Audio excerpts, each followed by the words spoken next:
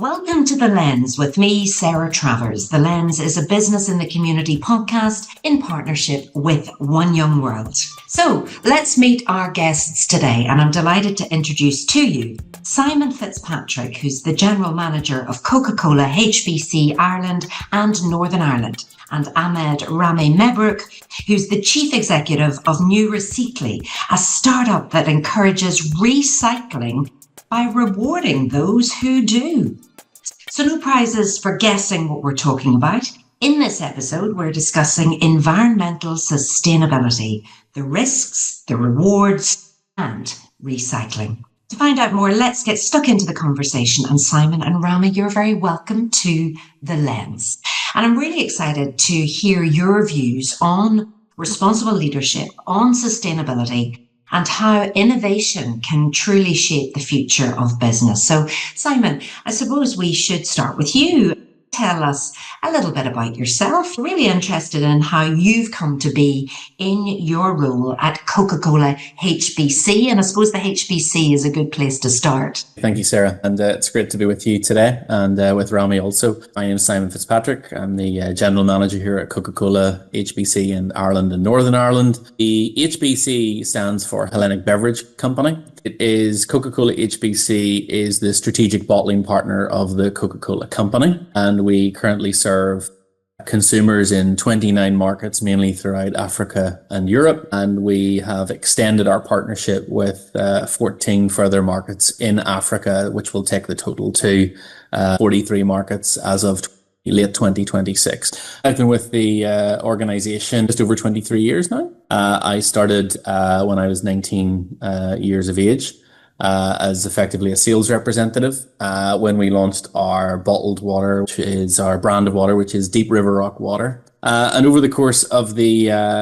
next 20 years, spent doing various mainly commercial roles within Ireland and Northern Ireland for Coca-Cola HBC. And then in 2023 and 2024, I spent some time in Europe. Was the group commercial director for our business in Europe. And then as of January last year, I was very blessed to have been given the opportunity to lead the organisation now here in Ireland and Northern Ireland, which is great because that's home for me. I'm from a village in County Down, which is called Warringstown, and that's where I grew up. So I've continued to stay and remain living very local with my wife Helen, and I have two girls, Sarah and Emma, who are 12 and 10.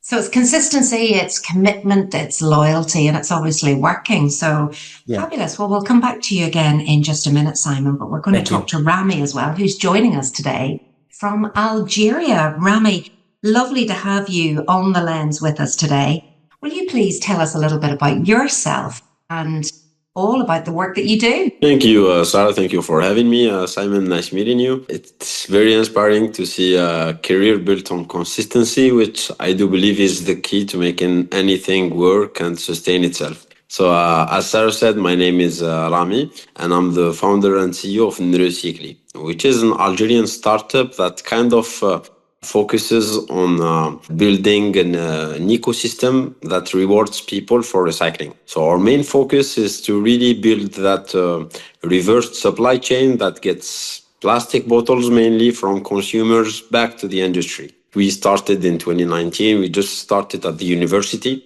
We were not thinking about it as a startup when we started, so we just wanted a way to get the bottles back to the supplier. And then we ended up having a startup that's been kind of doing its thing for the past 6 years. So I'm very happy to be with you today, and I'll happily share more with you, Sarah and Simon. Absolutely. And when you're not working, Ramy, what do you get up to? Well, I do hiking. I do a lot of camping. I do some free climbing, etc. So anything with nature, I'll be there. Simon, let's pick up with you a little bit. Is it fair to say that sustainability is at the heart of everything you do at Coca-Cola HBC?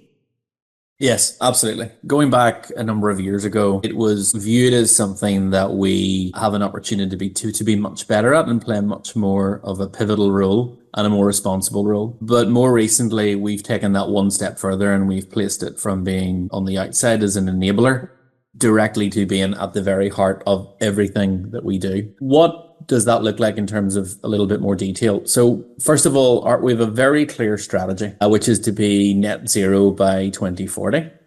which means that we are committed to making a significant impact that is focused on creating a better future for our communities, but also the environment. And what's really critical as part of that is we will ensure that our sustainability efforts are fully aligned with our philosophy of supporting socio-economic development and making a positive environmental impact here on the island of Ireland. How we do that and plan to continue to do that is by working and co-creating solutions for our customers that they are able to deliver on their sustainability ambitions as well. That's really important. One of our critical focuses to date has been reducing plastic in our packaging. And this journey actually started 7 years ago, back in 2019 with our Deep River Rock water range, where we moved all of our plastic to recycled plastic. And that was one of the significant first steps that we've made. The second step that we made was we introduced innovative packaging solutions. We call them heel flip and Q-Flex. In really simple terms, we've moved from having our large multi-pack cans and bottles in shrink wrap plastic film to using cardboard solutions, which are much more environmentally friendly and much more lightweight. And then thirdly, what we've also done is we now have taken what we've done with River Rock 7 years ago, and we've expanded that even further and much more transformationally. So we're now celebrating 2 years since we've transitioned our entire portfolio to 100% recycled PET. And that shift now means that we're able to reduce the amount of virgin fossil plastic used in our bottles by over 7,000 tons per year, which is phenomenal. You start with the strategy, you start with the vision, you've brought everybody with you on the journey. But is that hard to do? It's not hard as long as you have a vision that you believe, and we do believe, is compelling, and that's going to actually benefit all of the stakeholders, and you're doing the right thing for the right reasons. So nothing's ever easy or straightforward in business, and there are always hurdles to overcome. But all of these hurdles can be overcome with, one, by having the right mindset and believing that you can do it. Two, that you believe that you're doing it for the right reasons. And three, we have an ability as an organization to communicate and cascade that vision to all the relevant stakeholders, whether that be the customer, the consumer, the shopper, the community, government, whoever that may be. As long as we're doing the right things for the right reasons, we have a very clear vision. We have a very strong strategy. We believe in it. It's important that we bring everybody on the journey with us. And it's great that consumer and shopper sees a difference in terms of what's on the shelf. But what's most important is that at our production facility here, we also take responsible and positive innovative measures to try to do the right thing as well. We don't just manufacture the bottle and put it on the shelf. It's important that we communicate that to the consumer, the shopper and customer, so they're aware of what role they're playing and what part they're playing as part of this wider journey and vision as well. Yeah, that's it. You're not an island. You have to be bringing everyone with you, all of the stakeholders. So Simon, what role do partnerships play in driving industry-wide change? One word: critical. Absolutely critical. If we don't partner with our customers or other stakeholders, it will be very difficult to achieve our net zero commitments. So we see the partnership as being critical to enabling that to happen. It's not just us that has sustainability visions, goals, targets. Our customers also have goals, targets, and ambitions around sustainability. So when we work together and when we co-create solutions, and by collaborating, we have the ability not just to deliver on our vision, but also deliver on the vision and goals of customers as well. And that's especially in the Scope 3 space. A couple of examples to bring that to reality is we introduced energy efficient coolers or fridges in retail stores across the island, and that significantly reduces emissions. It helps our customers achieve their own sustainability goals as well. So that's an initiative that we're taking that's helping us, helping them, and helping, more importantly, the environment. We also partner with our suppliers as well, because they're a critical and important part as well to ensure we meet our sustainability goals. Back in 2023, in the first kind of a very innovative pilot that we had on the island at the time, we worked with BWG Foods, who are the franchisee for Spar, Eurospar, Vivo in the Republic of Ireland. Them, along with Dixon Transport, we commissioned 3 fully electric heavy goods vehicles. And that in particular initiative reduced carbon emissions by just over 220 tonnes per year. So again, another example of where it's not just customers, it's suppliers. And even if we look further and beyond that, in 2022, the Coca-Cola system and the value chain associated with that contributed just under 2.5 billion to the Northern Ireland economy. And in terms of the social impact, we're embedded with our local communities. We have a number of social impact programs, including the Thank You Fund, and we've invested 2 million in that since 2011. So partnerships are critical, not just to achieve our goals, but to achieve the goals of the partners that you're working with. And the value that comes from those partnerships, reinvesting that back into the local economy and the community to make sure that they're getting the benefit from that. So a truly fully circular approach. What's great too, I suppose, on platforms like this, you're always sharing best practice and you're helping people make the changes that they need to now, to be more sustainable, to be greener, etc. Are there any global trends in the industry shaping your local strategy at the minute? Yes, absolutely. I mean, we certainly see that water stewardship is not just a trend, but something that has been super critical and will continue to be super critical going forward. Emissions reduction, waste reduction, aiding global progress towards the sustainable development goals for clean water and sanitation and climate action is very, very critical. So they're not new, but we see them continuing to be very important to enable the right climate action to take place. For context, whenever we launched the net zero by 2040 strategy, back about 5 years ago, the initiative was both framed as a response to international climate commitments, as a way to embed sustainability in local operations across our markets. And we, being Coca-Cola HBC, positioned net zero by 2040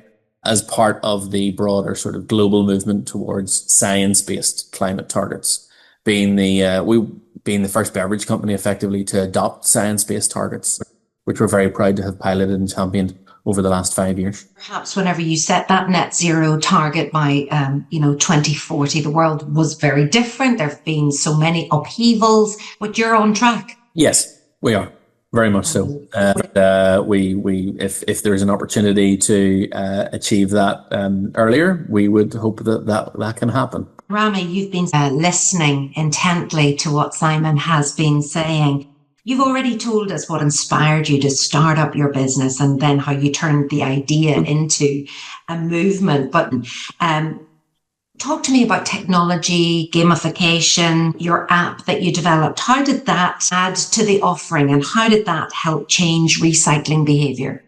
So the app came naturally. So we just started out with a printer and 2 collection points within the university. Students used to be able to deposit bottles and get copies. And then we launched basically a website where students would log in using their phone number. They would just learn quickly what's recyclable, what's not, what they can deposit and what they cannot. And they would know the locations of the 2 collection points back then.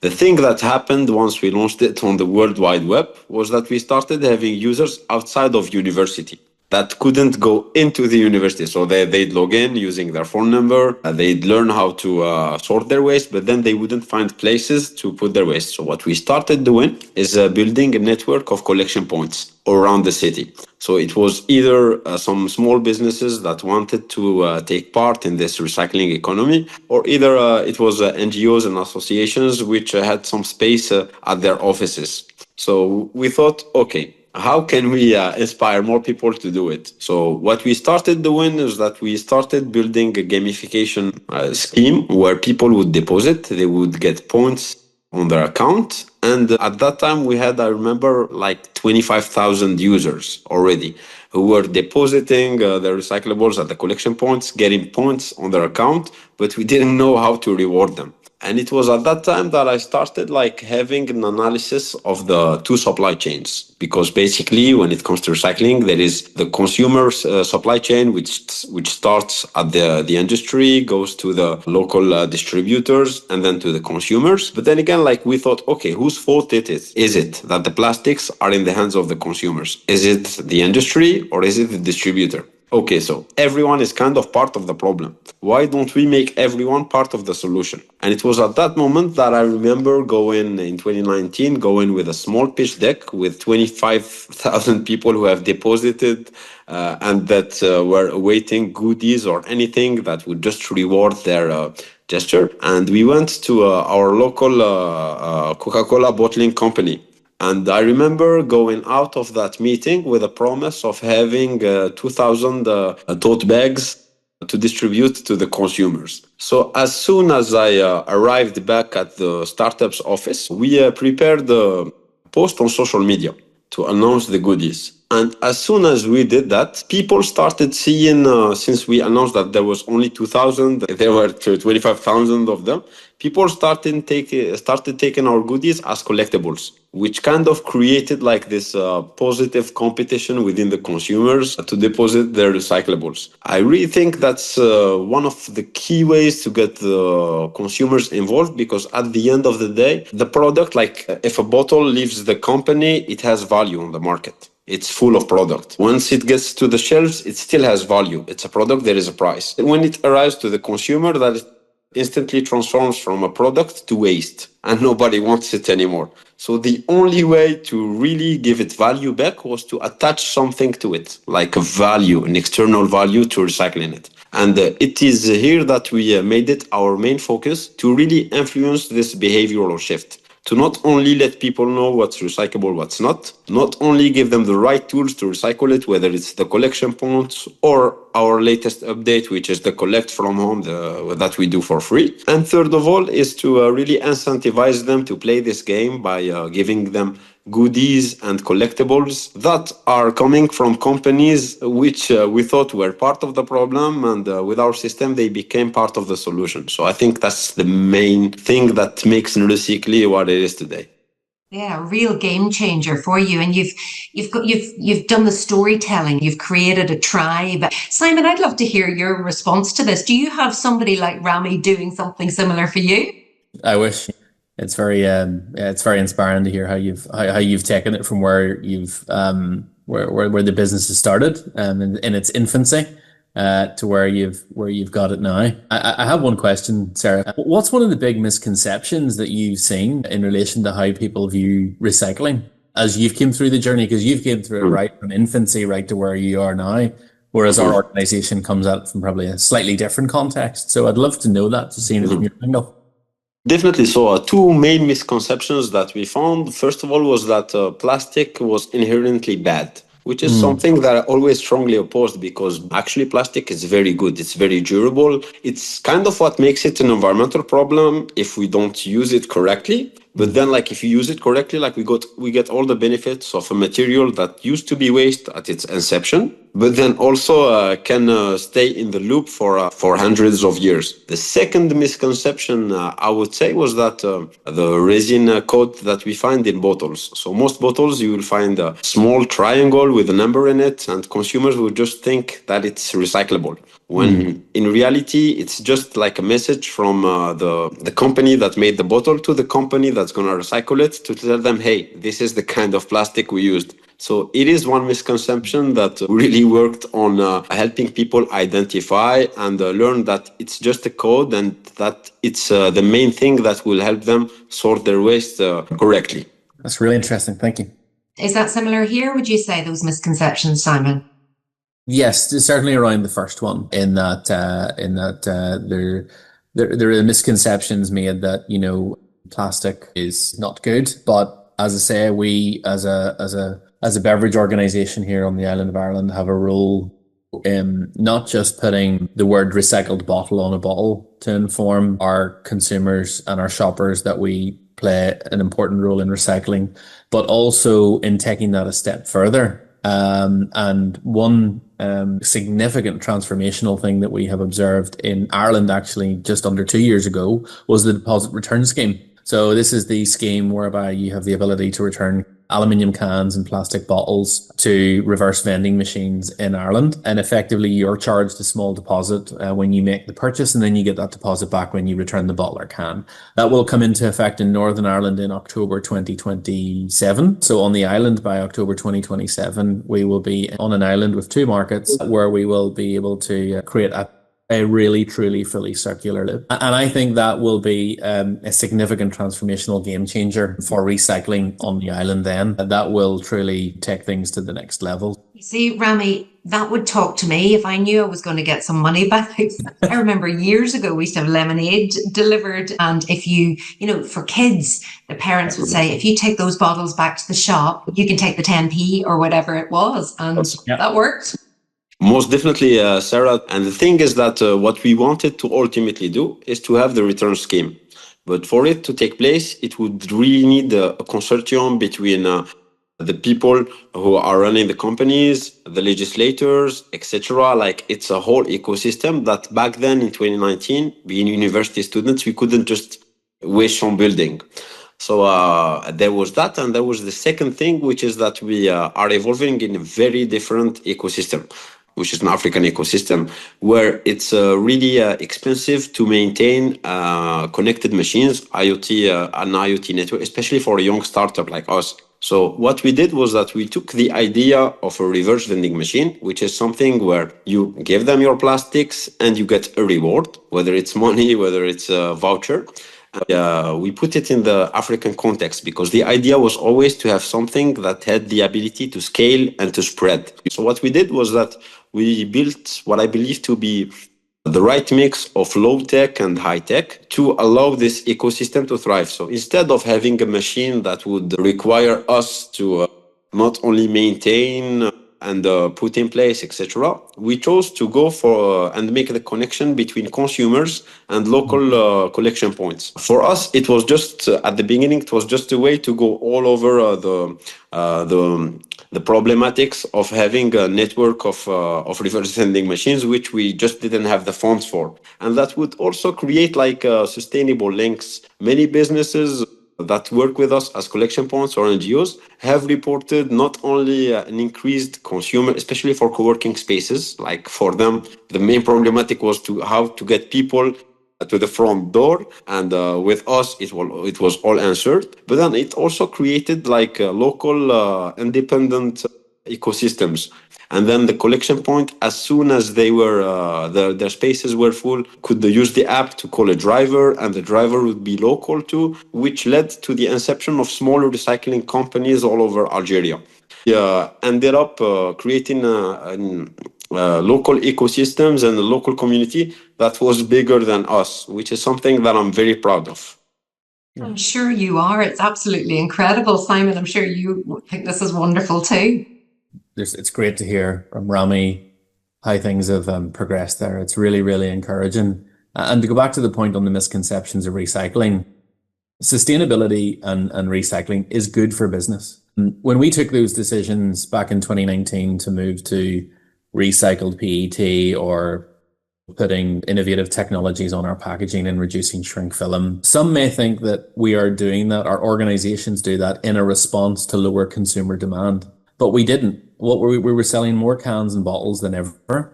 And we're going to do the right thing because we believe that regardless of whether our sales go up or go down, the right thing to do is to invest in recycled PET, is to invest in new technology, is to support the ecosystem of a reverse vending machine as part of a deposit return scheme. And in Ireland, when it went in place 2 years ago, again, the number of bottles and cans that we sold in 2024 was higher.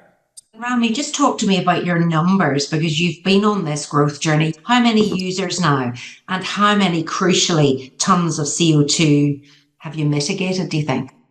Well, by 2025, our latest report is that we are at more than 100,000 users. We have recycled in 2026 alone more than 800 tons of PET and PEHD plastics. And in terms of tons of emissions reduced, our first calculations was around 5,000 tons for 2026. I'd say around 2023, we realized that most companies, they wanted to do CSR. They were very aware that they had a role to play, but most of the time it was not their core their core work to really develop programs. And for them, like once they developed programs for recycling or sustainability, sometimes it's difficult to pinpoint the real impact, whether it's socially or environmentally. So what we did was that we built a tool, for them within our ecosystem of apps that would allow them to really start building their CSR strategy based on indicators. So they would select how many tons they wish to have medicated, how many tons of plastic they wish to contribute in the recycling of, and our app would suggest the right strategy.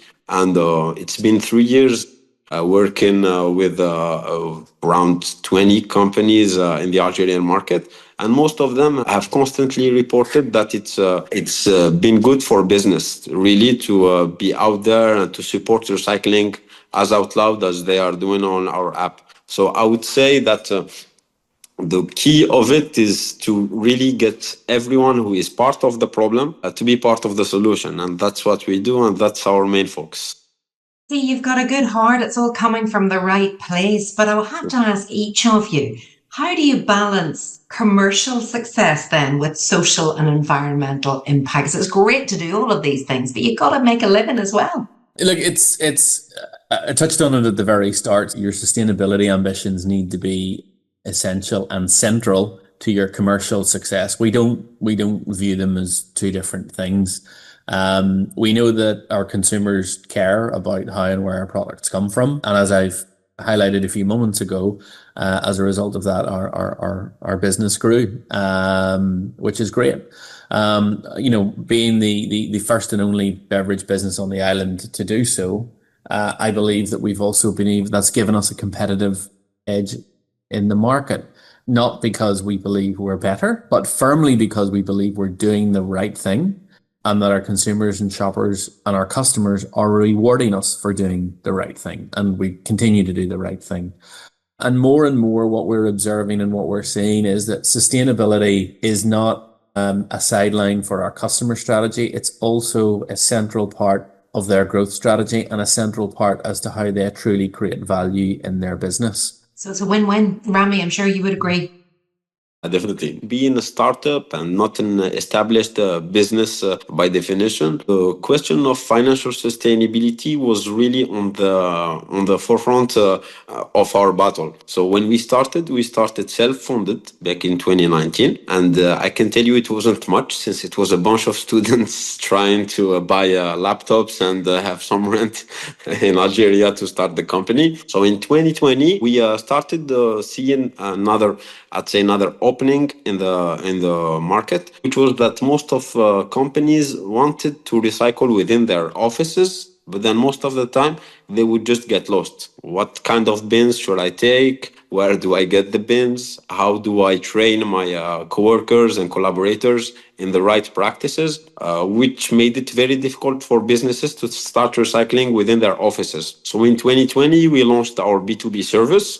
So they just pay a monthly fee, and we would install the bins within their offices. We would train the coworkers and colleagues on how to sort their waste. We provided the unique collection system where it's just one truck that's going to pick up all the different materials. And then also through our dedicated client space on the website, they could track their recyclables and the environmental impact of their recycling. So this allowed us really early on in 2020 to have something we could quote unquote sell and generate cash flow with, but that would also serve the main mission of Nrecycli, which is to make recycling easy and rewarding for everyone. So I'd say financial sustainability has always been at the heart of the startup. Proof of that, here we are already 7 years later, still self-funded, still reinvesting all profit in the solution to make it sustain itself and scale itself.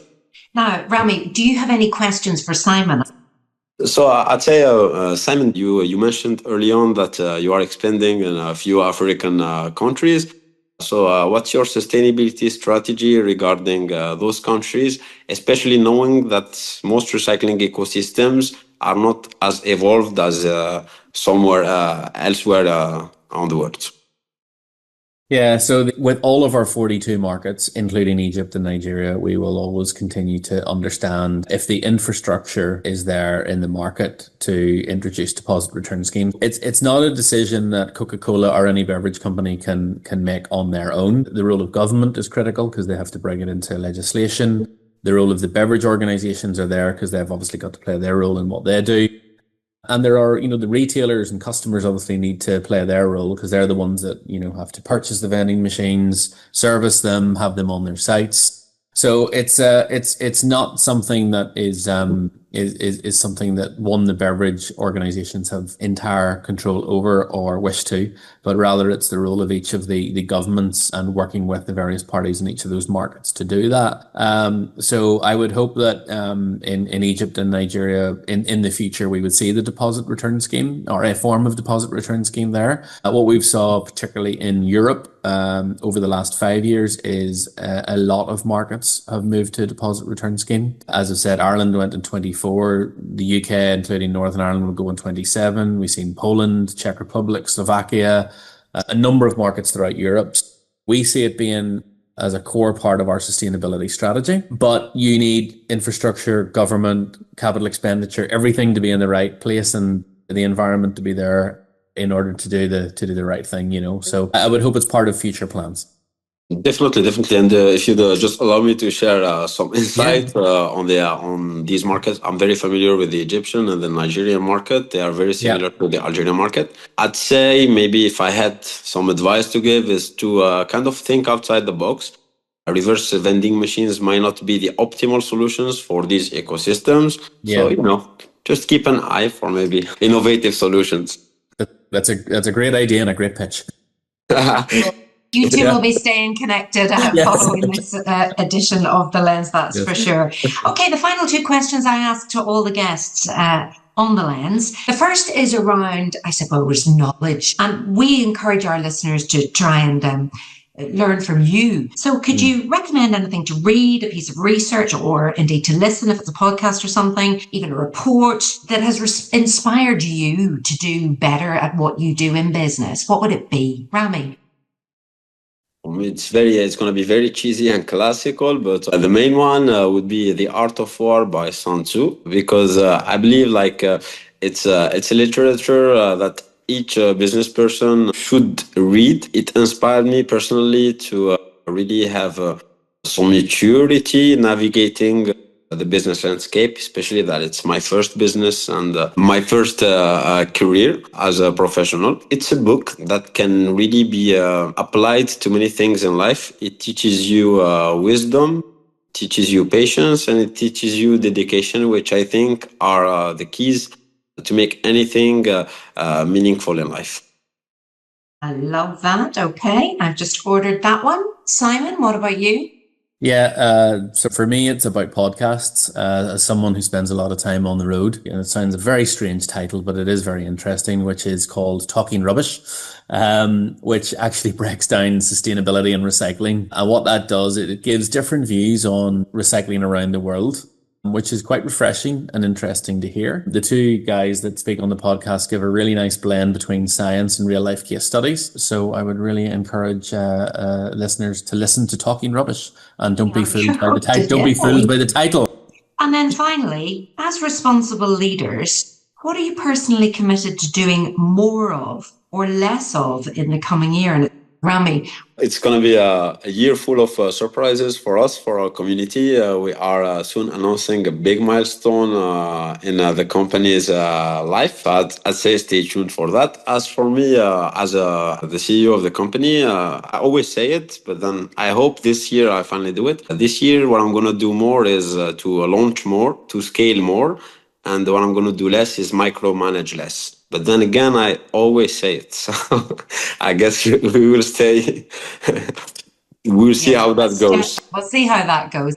We always start well in January, don't we? But less micromanaging. That sounds good, Simon?